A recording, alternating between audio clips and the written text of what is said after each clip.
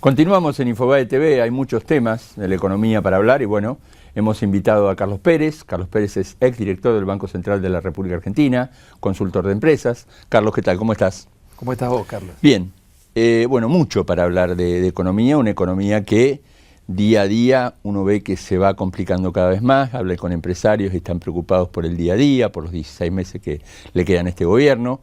¿Qué panorama presentás hoy de la economía argentina? Bueno, a ver, yo lo que creo es que hay un modelo agotado, modelo económico agotado, si es que se lo puede llamar modelo económico, hay un diagnóstico equivocado y por lo tanto un panorama muy complicado. Digo, el agotamiento del modelo, este es un modelo de crecimiento económico y en los primeros años, de los 12 años de gobierno apellido Kirchner, en los primeros años uno tenía un fundamento de ese crecimiento económico sólido, superávit gemelos, tanto el externo como el de las cuentas fiscales, con un tipo de cambio alto y competitivo. Todo esto daba soporte a un crecimiento económico, primero sin inflación, a partir del 2007 con inflación. Pero básicamente este era el modelo, el de los superávit gemelos, que daba lugar a un crecimiento, si se quiere, sostenido de la economía.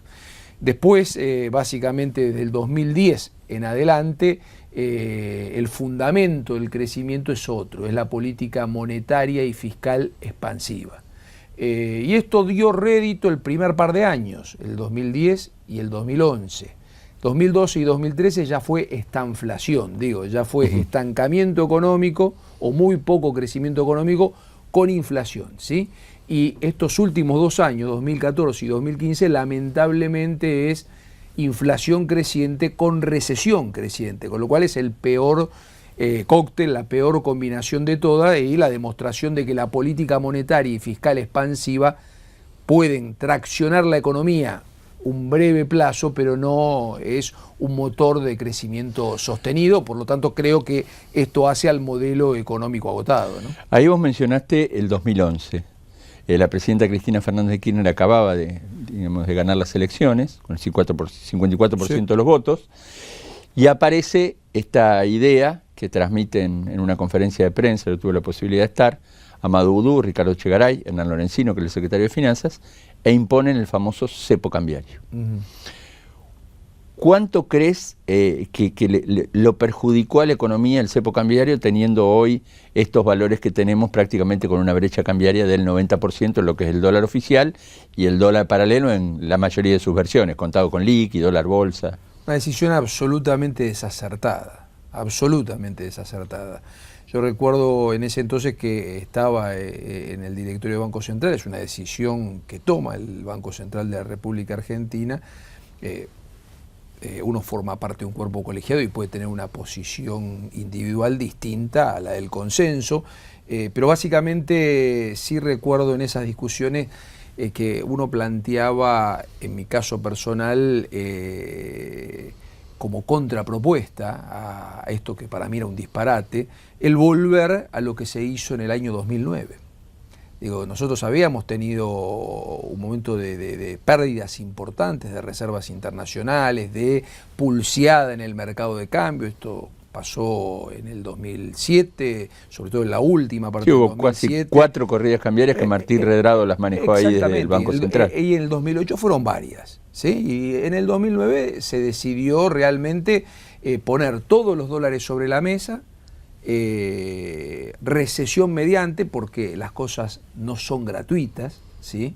Se buscó estabilizar la economía y para eso hubo que subir mucho la tasa de interés, hubo meses en los cuales la variación de dinero contra igual mes del año anterior era negativa nominalmente, la inflación que estaba arriba del 20 cómodamente en el 2009 las estimaciones privadas dan un registro del 13-14%, hubo una disminución de la inflación muy importante, hubo un ajuste, si se quiere, ortodoxo, un ajuste donde básicamente al mercado se le dieron los dólares que pedía, ¿sí?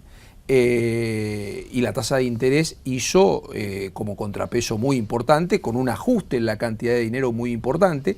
Sí hubo un costo, que fue la recesión, y el beneficio fue que el descenso de la tasa de inflación fue considerable, y en ese descenso de la inflación se pudo actualizar el tipo de cambio nominalmente y mejorar el tipo de cambio real.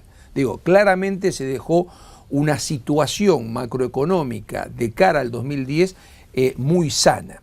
Y en el 2010-2011 lo que se hizo fue empezar a hacer uso y abuso de la política monetaria y fiscal expansiva, que como te decía, un par de años te tira eso y le permitió a la presidenta ser reelecta.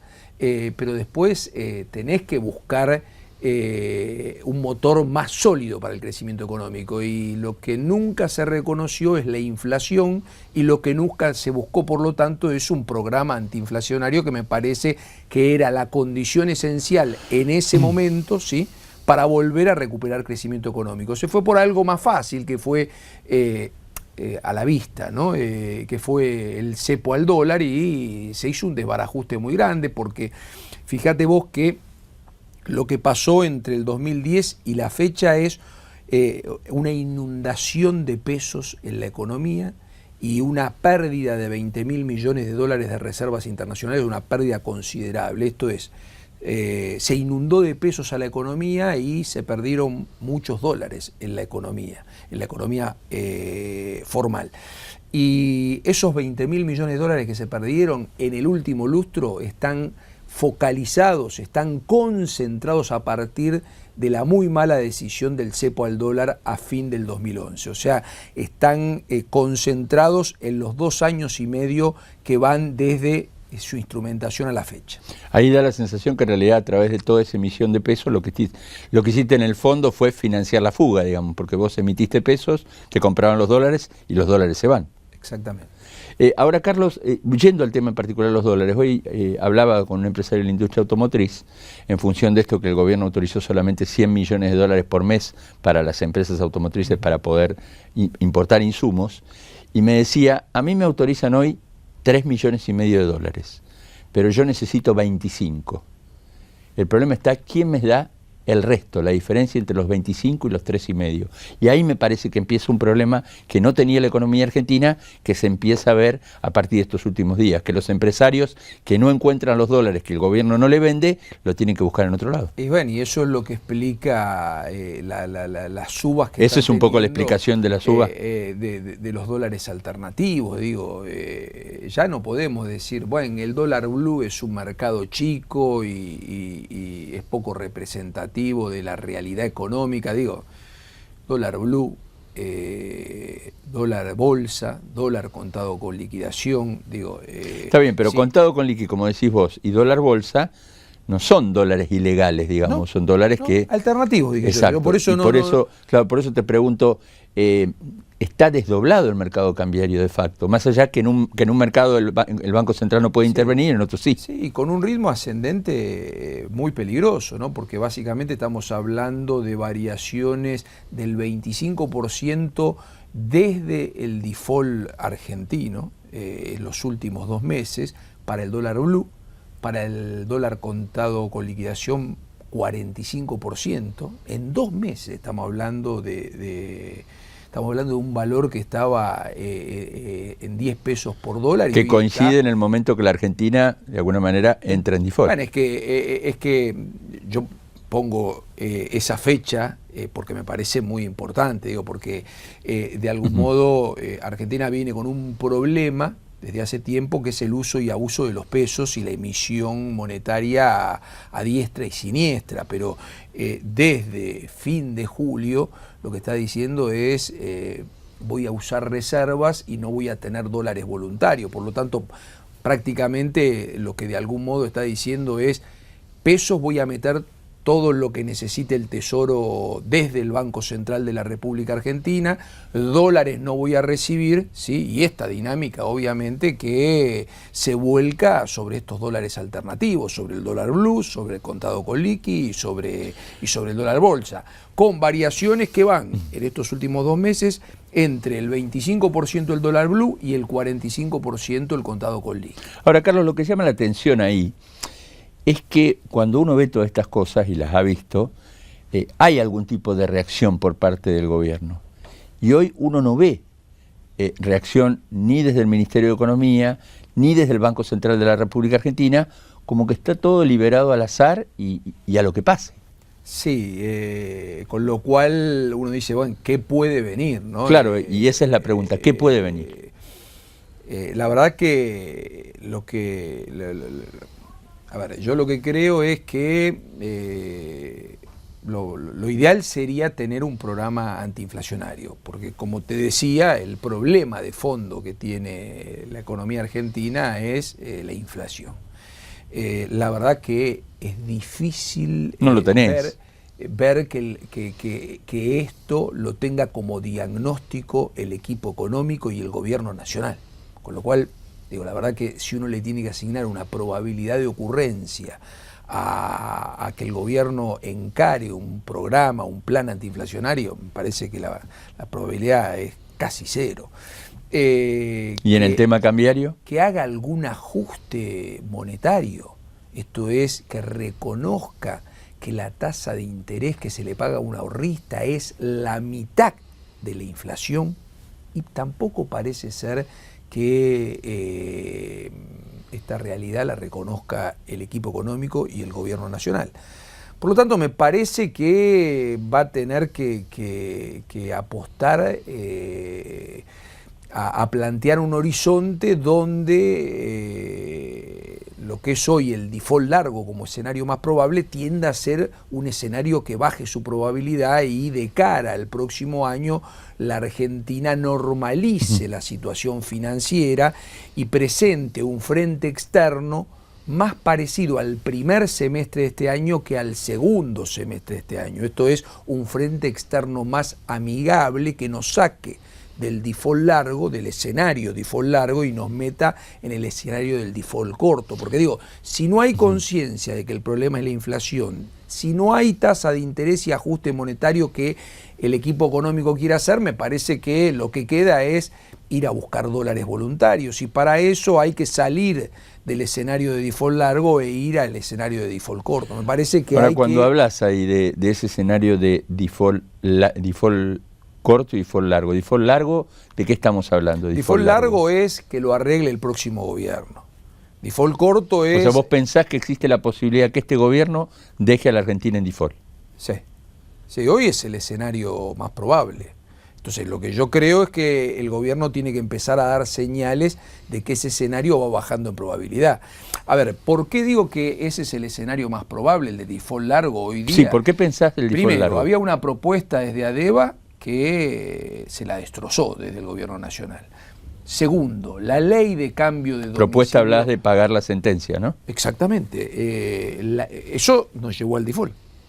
Digo, hasta el haber abortado la propuesta de ADEVA, la verdad que nadie esperaba el default de la Argentina a fines de julio de este año. La ley de cambio de domicilio de pago te agrega problemas. Digo, te va a producir seguramente litigios, te va a producir seguramente trasvasamiento de holdings a holdouts, va a aumentar el universo de holdouts respecto a la deuda argentina. Me parece que esta ley aumenta la probabilidad del escenario de default largo. Entonces digo, si no van a... ¿Vos crees que con esta ley el gobierno no soluciona, digamos, el problema de tratar de que los que no entraron en el canje entren y regularizar la situación del 30 de junio? En absoluto. Si hoy vos tenés 92,5 holding y 7,5 holdouts, con esta ley vas a tener más que 7,5 de holdouts, y por lo tanto, como la suma da 100, vas a tener menos que el 92,5 holding. Holdouts son los que están, los que no tienen deuda reestructurada, los que están fuera de los que no entraron a los canjes 1 y 2 y tienen los bonos. Exactamente. Bueno, es probable que ese universo con esta ley se amplíe. Puede decir que eso se va a agrandar. Exactamente, y eso hace al aumento de la probabilidad del escenario de default largo. Entonces digo, para un gobierno al que no le entran las balas de que el problema de fondo es la inflación, de que un paliativo es una política monetaria con una tasa de interés mucho más alineada a la inflación. Hoy la tasa de interés que recibe un ahorrista es la mitad de la inflación de la Argentina. Digo, para un gobierno que no toma en consideración estas cuestiones, bueno, tendrá que salir a buscar dólares de manera voluntaria, tendrá que ir migrando en su discurso de default largo a default corto. Digo, esto me parece que es lo que el gobierno debería buscar en este tiempo a efectos de tener una recesión lo más suave posible. Yo creo, como bien te decía antes, que el modelo económico de crecimiento de la gestión Kirchner está agotado. Básicamente con política monetaria y fiscal expansiva vos lográs crecimiento un par de años. Eso se logró en el 2010-2011. En el 2012-2013 ya tuviste estancamiento con inflación. Y en el 2014-2015 vas a tener inflación creciente con recesión. Bueno, hay que tratar de minimizar el crecimiento de la inflación y el crecimiento de la recesión. Y me parece que yendo de un escenario de default largo a un escenario de default corto es lo más que puede aspirar este gobierno, que desconoce el problema inflacionario y desconoce la restricción monetaria. Ayer hablaba con un funcionario del gobierno y me decía que se dieron cuenta que la devaluación que hizo el Banco Central de la República Argentina en enero, donde prácticamente se devaluó un 25% el peso frente al dólar, no les dio resultado. Por eso piensan que aplicar de nuevo otra devaluación en este contexto no le va a dar resultado, que los resultados no van a ser buenos y que ellos están descartando hoy algo que está pidiendo de alguna manera el mercado, que es devaluar más el dólar oficial. Yo siempre digo que devalúa el mercado, no devalúa el gobierno, porque en realidad es lo más antipopular que puede haber una devaluación. Cuando vos tenés una devaluación es porque te llevó puesto el mercado, no es porque vos lo decidiste. El estado de situación que tenía la economía argentina fin del 2013, diciembre de 2013, enero de 2014, era malo tanto en el frente de las variables financieras como en el frente de las variables reales. Cuando nosotros comparamos enero de 2014 contra septiembre de 2014, el estado de situación de esas variables es igual o peor. Con lo cual nosotros creemos, ¿sí?, que es de probabilidad considerable repetir enero 2014 en algún momento del tiempo más. O sea, que el gobierno vuelva a devaluar. Yo vuelvo a esto. La devaluación no es una decisión de gobierno, es en realidad cuando el mercado te lleva puesto. Y te decía... Bueno, ahí la hizo y tenía una brecha cambiaria del 60. Ahora tiene una brecha cambiaria del 90. Bueno, este es un punto muy importante. Yo te decía, miremos algunas variables financieras. Digo, básicamente las reservas en enero de 2014 representaba más o menos 6% del Producto Bruto Interno y era menos de 5 meses de importaciones. Hoy, si vos a los 28.000 millones de dólares de reserva le descontás las importaciones que están pendientes de pago, los 539 millones que eran los pagos del discount y que todavía están contabilizados en las reservas, bueno, en realidad... Más los 200 que tenés que pagar la semana que viene. Exactamente, digo, las reservas estarían representando menos del 6% del PBI y serían menos de 5 meses, 4 meses y medio de importaciones. O sea, ahí estás igual. Las brechas, como vos bien decías, las brechas hoy del dólar blue, del dólar contado con liqui, son más altas respecto del oficial de lo que eran en el mes de febrero. Y las variables reales, el tipo de cambio real multilateral está tan bajo como lo estaba en enero de 2014. O sea, todo lo que se devaluó ya lo comió la inflación en estos 7 meses y los indicadores de actividad, como es la creación de empleo, como es el salario real. Yo me acuerdo que en diciembre, enero de 2014, estaban neutros. Digo, el salario real ni crecía ni caía, no había ni creación ni destrucción de puestos de trabajo. Hoy el salario real es negativo. Y a eso le sumas la caída. Hay destrucción de puestos de trabajo. Y la caída de la producción industrial, ¿no? Exactamente, con lo cual, digo, estamos, cuando repasamos las variables que dieron origen a la devaluación de enero, financieras y reales, estamos igual o peor que como estábamos en enero de 2014. Por lo tanto, digo, me parece que a la pregunta de si se repite enero 2014, la respuesta lamentablemente es sí. Y vuelvo al punto, no es una decisión de gobierno generalmente estos saltos discretos en el tipo de cambio, son una reacción inevitable para una brecha cambiaria creciente que lo que hace es generar un ritmo de caída de las reservas internacionales muy virulento que obliga a devaluar para que la variable de ajuste no sean la pérdida de dólares, la caída abrupta de las reservas internacionales. Carlos Pérez, exdirector del Banco Central de la República Argentina, asesor de empresas. Como siempre, muchísimas gracias por haberte tenido acá en los estudios de Infobae TV. Un gusto, Carlos. Gracias.